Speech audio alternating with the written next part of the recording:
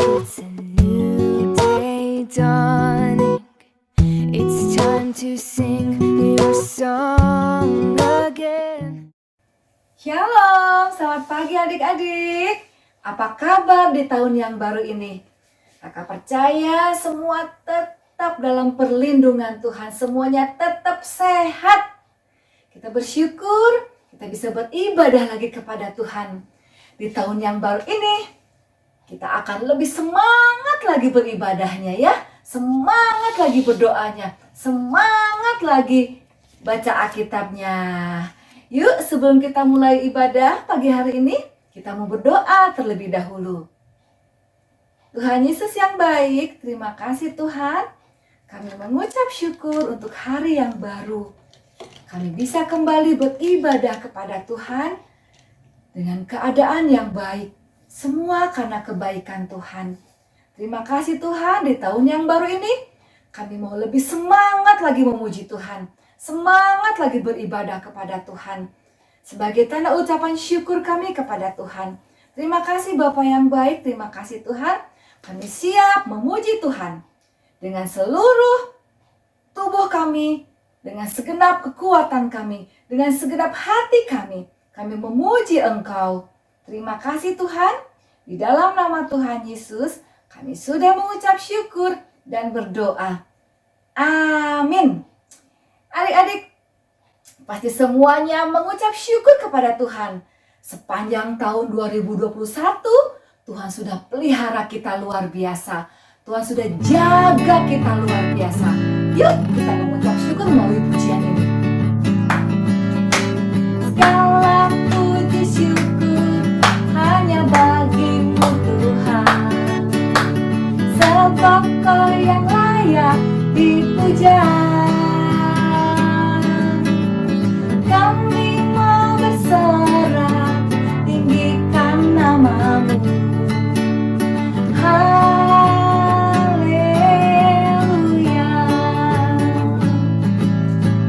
Soraklah, haleluya.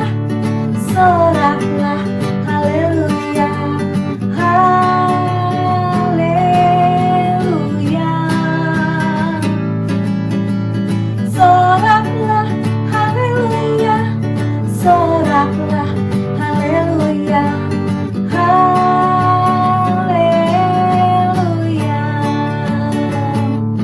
Nyanyi glory, glory, glory bagi Sang Raja.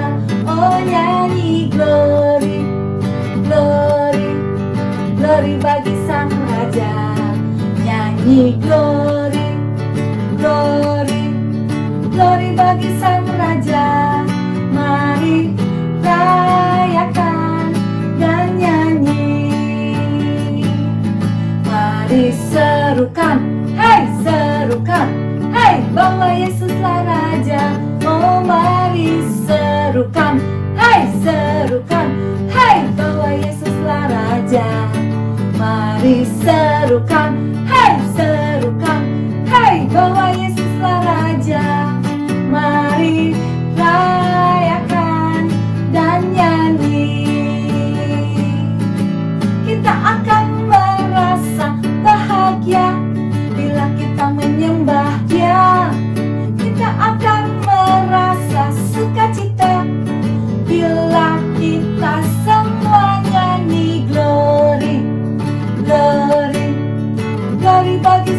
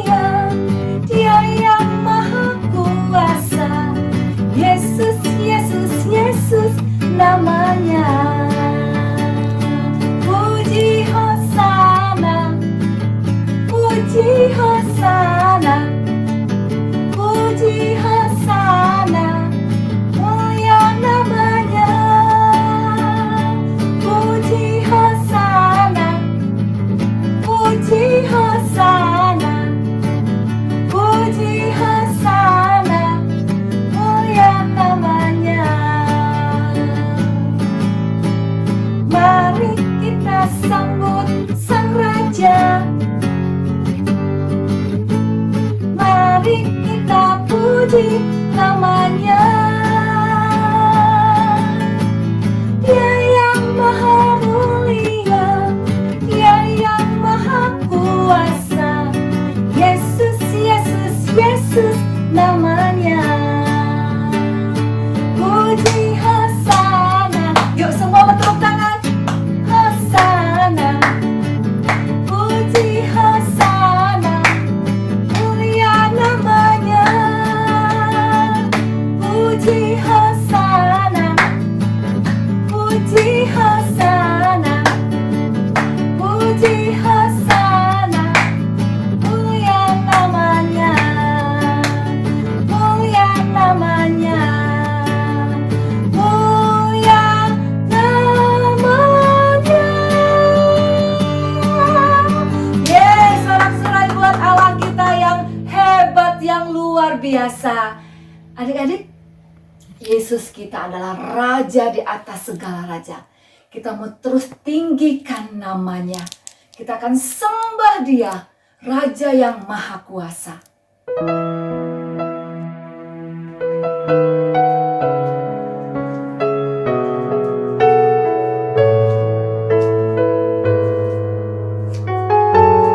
Puja, kita mau puji, kita mau sembah Dia.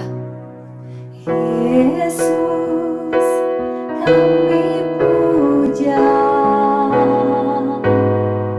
kami sembah sebagai Raja. Berdiri di tengah kami, ditinggikan dan dipuji. Yesus, kami puja, kami sembah sebagai Raja. Berdiri di tengah kami, ditinggikan dan dipuji. Sembah dan puji penuhi tahta-Mu. Sembah dan puji penuhi tahta-Mu. Sembah dan puji penuhi tahta-Mu. Yesus Tuhan adalah Raja.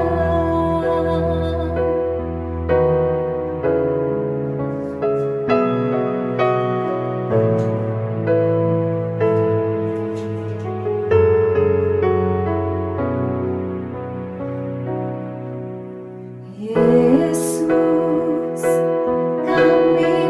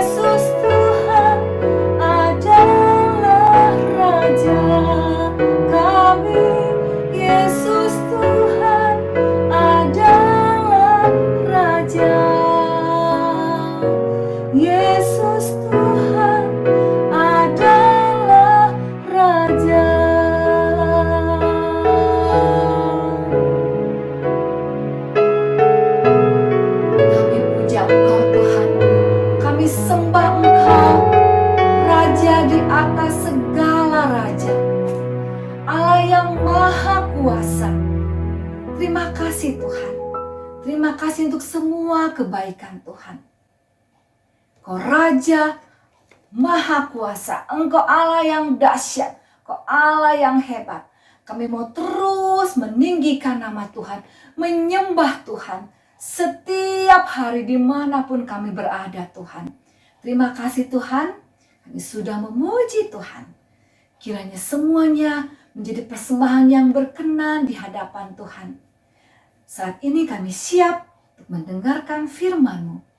Kami siap untuk melakukan firman-Mu dengan pertolongan Roh Kudus. Terima kasih Tuhan, di dalam nama Tuhan Yesus, kami sudah mengucap syukur dan berdoa. Amin. Selamat mendengarkan firman Tuhan.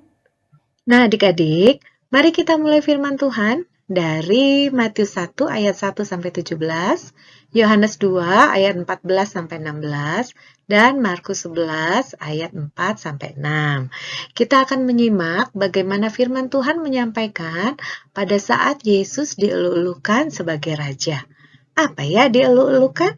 Dieluk-elukan itu artinya disanjung-sanjung, ditinggikan, dipuji, dan dipuja. Ya, benar ya adik-adik. Karena Tuhan Yesus itu banyak membuat mujizat ya pada saat itu. Banyak orang disembuhkan dari penyakitnya, sehingga orang-orang ingin mengatur Tuhan. Selalu membuat mujizat, ingin mengatur Tuhan supaya menjadi raja mereka. Ya, tetapi Tuhan Yesus tidak mau diatur-atur. Bahkan Tuhan Yesus yang mengatur kita. Nah, adik-adik, kalau Tuhan Yesus pergi ke Bait Allah, dia akan pergi ke sebuah kota namanya Yerusalem. Di sana banyak sekali orang Farisi, ahli Taurat yang tidak suka sama Tuhan Yesus. Karena apa? Karena mereka iri. Karena Yesus selalu disukai oleh orang banyak. Ya, mereka ingin menangkap Yesus.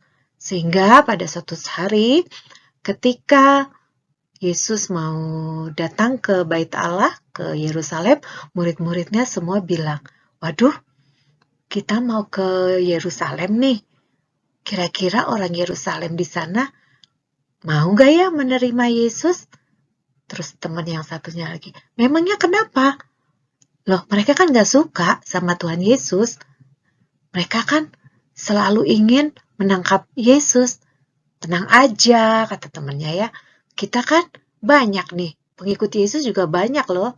Wah, mereka sudah merasa takut ya adik-adik ya, cemas seperti itu.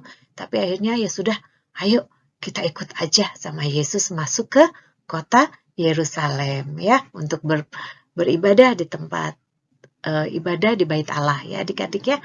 Nah adik-adik, ketika Yesus dan murid-muridnya telah dekat Yerusalem dan tiba di Betfage yang terletak di Bukit Zaitun, Yesus menyuruh 2 orang muridnya dengan pesan, pergilah ke kampung yang di depanmu itu, dan di situ kamu akan segera menemukan seekor keledai betina tertambat dan anaknya ada di dekatnya. Lepaskan keledai itu dan bawalah keduanya kepadaku. Dan jikalau ada orang yang menegur kamu, katakanlah Tuhan memerlukannya, ia akan segera mengembalikannya. Nah, adik-adik, sebelum Kak Irma lanjut, Kak Irma mau tanya dulu nih. Seandainya kalian jadi murid-murid Yesus, ya, kira-kira bagaimana perasaan kalian? Bukankah sebelumnya mereka merasa, aduh, takut ya masuk ke Yerusalem? Kan orang-orang di sana, ahli Taurat, imam-imam, orang Farisi itu tidak suka sama Tuhan. Bagaimana nanti kalau tiba-tiba mereka mengambil keledai yang bukan milik mereka? Dibawa aja gitu. Wah, sangkanya nanti pencuri lagi. Terus, mending kalau keledainya ada. Kalau nggak ada gimana ya? Waduh, mereka mungkin merasa seperti itu. Atau mungkin juga mereka, ya sudah, pergi saja karena Yesus yang menyuruhnya. Kira-kira apa yang menjadi tindakan murid-muridnya Yesus ya? Nah, ternyata adik-adik, murid-murid Yesus segera pergi ya adik-adik ya. Ya, kenapa? Karena hal itu terjadi supaya genaplah firman yang disampaikan oleh Nabi. Katakanlah kepada putri Sion, lihat rajamu datang kepadamu. Ia lemah lembut dan mengendarai seekor keledai beban yang mudah. Wah, luar biasa ya adik-adik. Dengan demikian, hati para muridnya tidak ragu-ragu. Mereka pergi sesuai dengan apa yang Tuhan inginkan ya. Nah, mereka pun pergi adik-adik dan menemukan seekor keledai muda tertambat di depan pintu, di luar, di pinggir jalan, lalu melepaskannya. Ya, dan beberapa orang yang ada di situ berkata kepada mereka, "Apa maksudnya kamu melepaskan keledai itu?" Lalu mereka menjawab mereka, seperti yang dikatakan Yesus. Maka orang-orang itu membiarkan mereka pergi. Wah, adik-adik ya, mungkin sejenak mereka merasa deg-degan ya adik-adik ya. Waduh, ada orang-orang nih yang mengetahui bahwa kita mengambil keledai yang bukan milik kita. Tetapi mereka tetap berani untuk mengerjakan atau melakukan apa yang Tuhan mau. Sehingga buktinya mujizat itu terjadi adik-adik ya. Bahwa mereka tidak diapa-apakan. Benar yang Yesus katakan, mereka diizinkan membawa keledai itu. Padahal mereka nggak kenal sama orang-orang di sana. Nah adik-adik, ketika kita mau melakukan apa yang menjadi firman Tuhan dengan sungguh-sungguh dan dengan percaya, maka kita akan selalu bisa mendapatkan mujizat-mujizat Tuhan. Kita akan selalu bisa melihat pertolongan-pertolongan Tuhan. Ya, itu sebabnya satu hal kita mau taat kepada firman Tuhan. Ya, adik-adik ya. Nah, selanjutnya kita lihat kedua murid Yesus ini membawa keledai betina itu beserta anaknya, lalu mengalasinya dengan pakaian mereka. Dan Yesus pun naik ke atasnya. Wah, luar biasa ya. Mereka sungguh-sungguh merasa bangga bisa membawa keledai yang Yesus butuhkan, adik-adik ya. Orang banyak yang sangat besar jumlahnya menghamparkan pakaiannya di jalan. Ada pula yang memotong ranting-ranting dari pohon-pohon dan menyebarkannya di jalan. Dan orang-orang banyak yang berjalan di depan Yesus dan yang mengikutinya dari belakang berseru-seru. Katanya, "Hosana bagi anak Daud, diberkatilah dia yang datang dalam nama Tuhan. Hosana di tempat yang maha tinggi." Ya adik-adik ya. Dan ketika ia masuk ke Yerusalem, gemparlah seluruh kota itu dan orang berkata, "Siapakah orang ini?" Dan orang banyak itu menyahut, "Inilah Nabi Yesus dari Nazaret di Galilea." Waduh adik-adik, coba kalau kita ada di sana, pasti kita juga bersorak-sorai buat Yesus ya. Kita juga akan berkata, "Selamat datang Yesus Raja, Hosana bagi Tuhan di tempat yang maha tinggi." Ya, Tuhan Yesus memang layak dipuji, disembah, ditinggikan. Dia adalah raja dari segala raja, adik-adik. Manusia tidak perlu menyuruh-nyuruh, memaksa dia menjadi raja karena dia adalah raja. Ya, dia adalah raja yang harus kita sembah, ya adik-adik ya. Dan di sana semua murid-muridnya merasa bangga. Yang tadinya mereka cemas, mereka takut ketika nanti mereka masuk ke Yerusalem. Mereka takut Yesus ditangkap adik-adik ya. Tetapi kenyataannya kebalikannya. Justru Yesus disambut dengan luar biasa di kota Yerusalem. Allah kita Allah yang dahsyat, Allah yang luar biasa, Allah yang maha tinggi. Puji Tuhan ya adik-adik ya. Dalam bait suci didapatinya pedagang-pedagang lembu, kambing domba, dan merpati. Dan penukar-penukar uang duduk di situ. Wah, Yesus terkejut ya adik-adik ya. Seharusnya ketika kita masuk ke dalam bait Allah, ke dalam sebuah tempat ibadah, kita harusnya bisa melihat suasana yang tenang ya, suasana yang menyenangkan, yang damai. Namun ketika Yesus masuk ke bait Allah di Yerusalem, Yesus melihat bait Allah itu seperti pasar adik-adik ya. Banyak yang berjualan, ada yang jualan merpati, ada yang jualan lembu, kambing, domba, ada meja-meja untuk menukar-menukar uang gitu ya. Waduh, Yesus merasa sedih. Lalu apa yang terjadi adik-adik? Wah, lalu Yesus masuk ke bait Allah dan mengusir semua orang yang berjual beli di halaman bait Allah. Ia membalikan meja-meja penukar uang dan bangku-bangku pedagang merpati dan berkata kepada mereka, ada tertulis, rumahku akan disebut rumah doa, tetapi kamu menjadikannya sarang penyamun. Hati Yesus sangat sedih adik-adik ya. Hati Yesus sangat marah sekaligus. Kenapa? Karena dia ingin seharusnya rumah Bapaknya menjadi rumah doa. Menjadi rumah di mana orang bisa bertemu dengan hadirat Tuhan.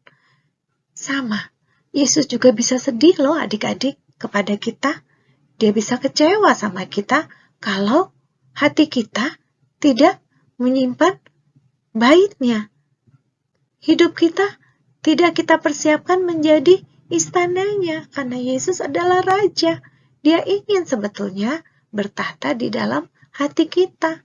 Ya, ketika kita berpikir, kita berbicara, dan terus kita bertindak hal-hal yang tidak baik, yang tidak berkenan kepada firman Tuhan, maka itu namanya sama aja kita mengotori bait Allah.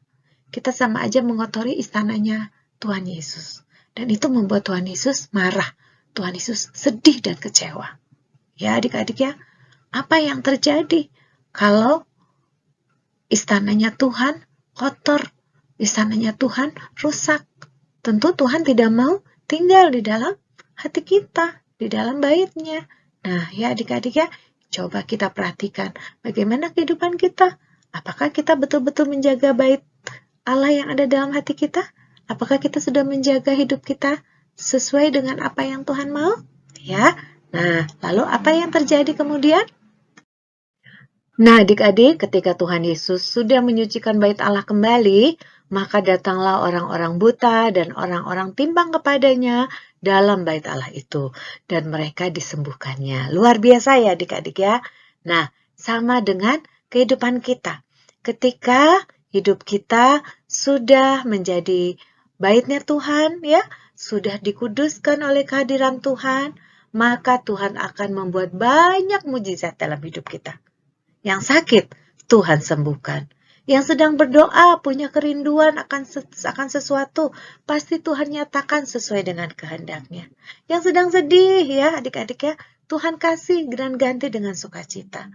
Banyak hal yang Yesus bisa lakukan dalam kehidupan kita kalau kita sudah menjadi baitnya, sudah menjadi istananya, di mana Tuhan tinggal dalam hati kita dan mau memperbaiki hidup kita. Cara kita berpikir, cara kita berbicara, semuanya kudus dan baik sesuai dengan firman Tuhan. Ya, adik-adik ya, luar biasa. Tetapi ketika imam-imam kepala dan ahli-ahli Taurat melihat mujizat-mujizat yang dibuatnya itu, dan anak-anak yang berseru dalam bait Allah, Hosana bagi anak Daud, hati mereka sangat jengkel adik-adik. Lalu mereka berkata kepadanya, kepada Tuhan, Engkau dengar apa yang dikatakan anak-anak ini? Kata Yesus kepada mereka, Aku dengar. Belum pernahkah kamu baca dari mulut bayi-bayi dan anak-anak yang menyusu, Engkau telah menyediakan puji-pujian? Lalu ia meninggalkan mereka dan pergi keluar kota ke Betania dan bermalam di situ. Nah adik-adik, seringkali ya, kalau hubungan kita sedang baik sama Tuhan, hubungan kita akrab sama Tuhan, kita sedang rajin berdoa, rajin membaca firman, ada yang gak suka loh adik-adik. Siapa? Iya benar, iblis gak suka kalau kita sedang taat. Ketika kita sedang rajin berdoa, ketika kita sedang dekat sama Tuhan, iblis gak suka. Dia iri, dia sirik, dia ingin menjatuhkan kita, dia ingin memisahkan kita dari Tuhan. Apa saja caranya dia bisa lakukan. Tapi ingat, Tuhan Yesus pergi menjauhinya. Tuhan tidak marah, ya. Kita tidak marah kepada orang-orang yang membuat kita jengkel, yang ngomongin kita. Kita nggak marah. Tapi kita cepat-cepat lari kepada Tuhan sahabat kita. Ya, Yesus pergi ke Betania, sebuah kota di mana sahabatnya tinggal di sana. Kita juga, kita punya Yesus sebagai sahabat kita. Kita ke Yesus aja. Kita lari sama Dia. Kita berdoa, Tuhan tolong aku, beri aku kekuatan yang baru supaya aku selalu menjadi bait-Mu yang kudus. Dan Tuhan dengan kuasanya akan melindungi kita dari si iblis. Ya, adik-adik ya, luar biasa. Nah, sekarang mari kita akan membuat kesimpulan. Yang pertama, Yesus adalah Raja. Semua orang harus menyembahnya. Yesus juga Raja bagi anak-anak dan semua anak harus menyembahnya. Yang kedua, Raja Yesus ingin agar hidup kita menjadi istananya. Ia ingin dekat dengan kita dan setiap saat dapat memperbaiki hidup kita. Ya adik-adik ya, puji nama Tuhan. Nah sekarang ayo kita menghafal ayat. Dari Matius 21 ayat 9b, Matius 21 ayat 9b. Hosana bagi anak Daud, diberkatilah dia yang datang dalam nama Tuhan. Hosana di tempat yang maha tinggi. Sekali lagi ya, Matius 21 ayat 9b. Hosana bagi anak Daud, diberkatilah dia yang datang dalam nama Tuhan. Hosana di tempat yang maha tinggi. Nah adik-adik, quote dari Kak Irma minggu ini adalah, Yesus, dia Raja. Ayo sekali lagi, Yesus, dia Raja. Yes.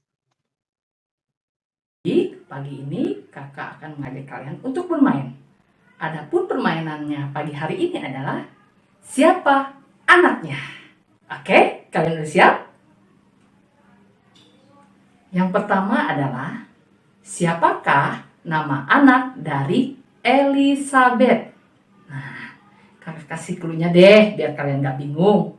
Huruf pertamanya itu adalah dari Y dan huruf terakhirnya adalah dari S. Nah, gampang kan?